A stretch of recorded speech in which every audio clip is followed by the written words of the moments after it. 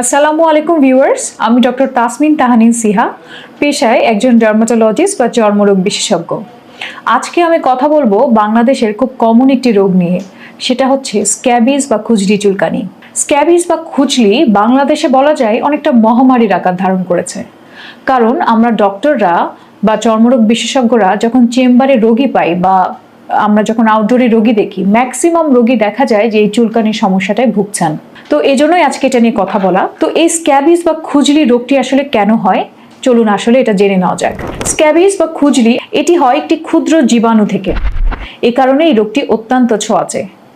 এই জীবাণু যেটা, এটাকে বলা হয় সার্কোপ্টিস স্ক্যাবি। এটি কিন্তু খালি চোখে দেখা যায় না। অনেকেই মনে করে এটা ছারপোকার সাথে মিলায় ফেলে, কিন্তু এটা খালি চোখে দেখা যায় না। এবং এই জীবাণুটি মানুষের চামড়ার নিচে নিচে থাকে এবং সেখানে ডিম পাড়ে এবং সেখান থেকেই গ্রো করে। এ কারণে এই রোগটি এতটা ছোঁয়াচে এবং দেখা যায় যে আক্রান্ত ব্যক্তির সাথে যদি অন্য একজন ব্যক্তির সংস্পর্শে আসে, তাহলে 15 থেকে 20 মিনিটের মধ্যেও কিন্তু সে আক্রান্ত হতে পারে। এবার আসি এই খুজলি রোগটির লক্ষণ কি কি। প্রথমত 1 নম্বর লক্ষণ হচ্ছে প্রচণ্ড চুলকানি। রোগী কমপ্লেন করে যে তার শরীর খুব চুলকায় এবং চুলকানিটা সবচেয়ে বেশি হয় রাতে ঘুমানোর সময়।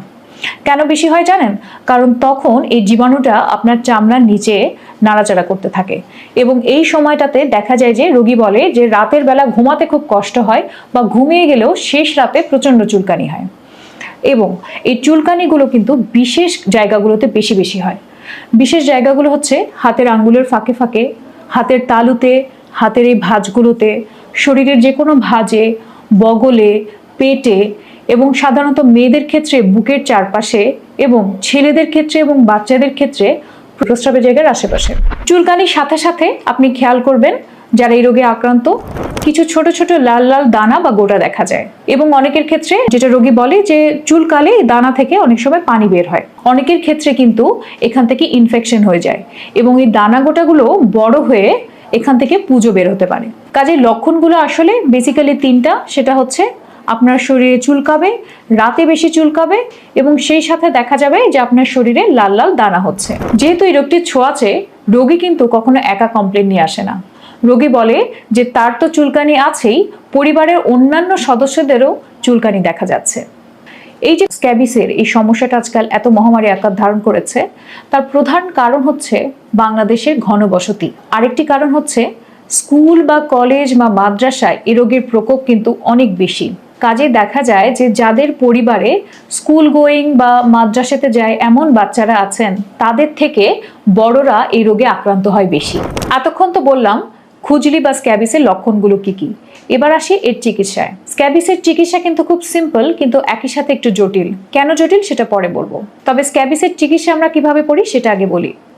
স্ক্যাবিসের চিকিৎসা আমরা করি মেডিকেল ট্রিটমেন্টের মাধ্যমে এবং সেই সাথে আমরা রোগীকে বলি কিছু উপদেশ মেনে চলার জন্য।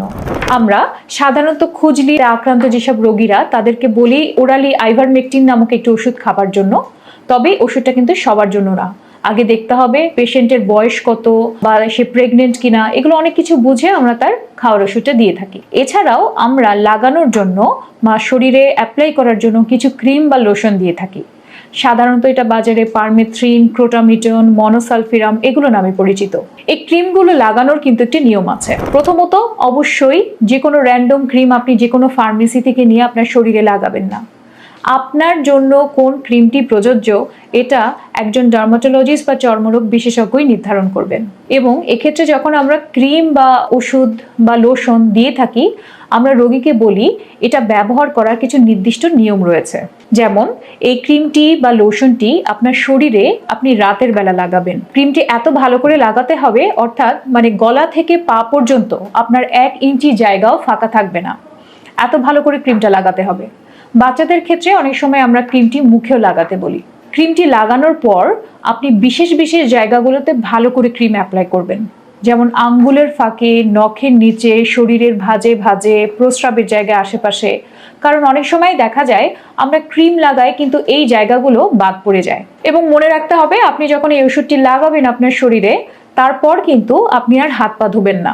তারপর আপনি ঘুমিয়ে যাবেন এবং শরীরে এই ক্রিমটি 8 থেকে 12 ঘন্টা পর্যন্ত লাগিয়ে রাখতে হবে এবং লাগানোর পর পরের দিন সকালে আপনি গোসল করে ফেলবেন। এই ক্রিম বা লোশনটি সাধারণত আমরা রোগীদেরকে বলি যে একবার মাখবেন, অর্থাৎ 1 রাত মাখবেন, আবারও 7 দিন পর পুনরায় ব্যবহার করবেন।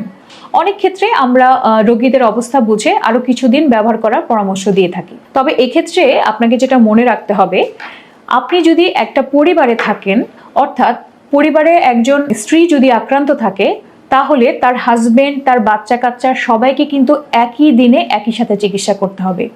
যদিও তাদের শরীরের লক্ষণ যদি দেখা যায় বা নাও দেখা যায়, তাও কিন্তু সবাই একই দিনে একই সাথে ক্রিমটি অ্যাপ্লাই করবেন। কারণ ওই যে বললাম, এটা অনেক ছোঁয়াচে একটা রোগ, তাই সবাইকে একই দিনে একই সাথে ক্রিমটি মাখতে হবে। এর সাথে রোগীকে আমরা কিছু উপদেশ দিয়ে থাকি। যখনই আপনি এই ক্রিমটি অ্যাপ্লাই করছেন, পরের দিন সকালে গোসল করছেন, সেই দিনই আপনার ব্যবহৃত যত কাপড় চোপড় আছে, বিছানার চাদর, বালিশের কাভার, গামছা, তোয়ালে, এ ধরনের সকল কাপড় ফুটন্ত গরম পানিতে অ্যাটলিস্ট 10 মিনিট সিদ্ধ করে ধুতে হবে। কারণ এই জীবাণুটি শুধুমাত্র কিন্তু হিটেই মরে যায়। এটাকে নিম পাতা বা ডেটল, স্যাভলন এরকম কোনো কিছু দিয়ে কিন্তু মারা যায় না। কারণ অনেকেই বলেন যে আমি নিয়মিত কাপড় চোপড় তো ডেটল, স্যাভলনে ধুয়ে ফেলি। এটা কিন্তু ঠিক না। কাজে আপনাকে হিট দিতে হবে। আপনি কাপড় গরম পানিতে ধুয়ে আপনি চেষ্টা করবেন এটা ভালো করে রোদে শুকিয়ে তারপর ব্যবহার করতে। আরও ভালো হয় যদি আপনি এটা ইস্ত্রি করে ব্যবহার করেন। তার মানে আপনি কয়েক স্টেজে এটাকে হিট দিয়ে জীবাণুটাকে মারছেন। এমন অনেক কিছুই আছে যা ধোয়া যায় না, যেমন লেপ, তোশক, কম্বল। এসবের ক্ষেত্রে আমরা উপদেশ দিই যে যদি আপনার পক্ষে সম্ভব হয় এটা ড্রাই ক্লিনিং করার, তাহলে ড্রাই ক্লিনিং করে ফেলবেন। আর যদি সেটাও সম্ভব না হয়, অ্যাটলিস্ট সকাল থেকে বিকাল পর্যন্ত আপনি যদি এটা রোদে দিতে পারেন কমপক্ষে পরপর 3 দিন, তাহলেও কিন্তু সেটা অনেকটাই কাজে দিবে। আবার এমন অনেক কিছুই আছে যেগুলো ধোয়া যায় না, যেমন বই খাতা হতে পারে, ব্যাগ হতে পারে। এটা বড় কোনো একটা পলিথিনে ভরে কোনো একটা উষ্ণ স্থানে 3 দিন রেখে দেওয়ার চেষ্টা করবেন, তাহলেও কিন্তু ওই জীবাণুটা মরে যাবে। কাজে এই নিয়মগুলো যদি আপনি মেনে চলেন এবং একই সাথে আপনি ট্রিটমেন্ট করেন, তাহলে কিন্তু এই রোগটি থেকে আপনি প্রতিকার পেতে পারেন। আর তা না হলে দেখা যাবে কোনো না কোনো মাধ্যমে এই জীবাণুটা পুরোপুরি আপনার বাসা থেকেও যাচ্ছে না, শরীর থেকেও যাচ্ছে না। তখন আপনি কিছুদিন পর পর বারবার আক্রান্ত হতে থাকবেন। আরেকটা জিনিস মনে রাখবেন, খুজলি চুলকানি একটি ছোঁয়াচে রোগ। এটা কিন্তু শরীরে অ্যালার্জির কোনো রোগ না। কাজেই রোগী অনেক সময় বলে যে ডক্টর, আমি কি সব খাবার খেতে পারবো নাকি অ্যালার্জিজনিত কোনো খাবার খাবো না? এক্ষেত্রে আমাদের পরামর্শ হচ্ছে, যদি কোনো খাবারে আপনার আগে থেকে অ্যালার্জি থাকে তাহলে সেটা খাবেন না। আদারওয়াইজ আপনি সকল ধরনের খাবার কিন্তু খেতে পারেন। এটার সাথে এই চুলকানির কিন্তু কোনো ডিরেক্ট সম্পর্ক নেই। কাজেই এই রোগটি নিয়ে আমার যে উপদেশ থাকবে সেটা হচ্ছে, যে কোনো ধরনের চুলকানি যেটা আপনার রাতে বেশি হচ্ছে, একই সাথে পরিবারের অন্যান্য সদস্যরাও এফেক্টেড হচ্ছে, তখন বুঝবেন এটা খুজলি চুলকানির লক্ষণ। এক্ষেত্রে আপনি অন্য কোথাও না গিয়ে একজন ডার্মাটোলজিস্ট বা চর্মরোগ বিশেষজ্ঞর শরণাপন্ন হবেন এবং এই যে উপদেশগুলোর কথা বললাম সেগুলো যদি মেনে চলেন, তাহলে কিন্তু আপনি একেবারেই এটা থেকে সুস্থ হতে পারবেন। এজন্যই বলেছি এটার ট্রিটমেন্ট খুব সহজ, কিন্তু একই সাথে জটিল। কারণ আপনাকে একই সাথে পরিবারের সকলে মিলে এই চিকিৎসা নিতে হবে। ধন্যবাদ।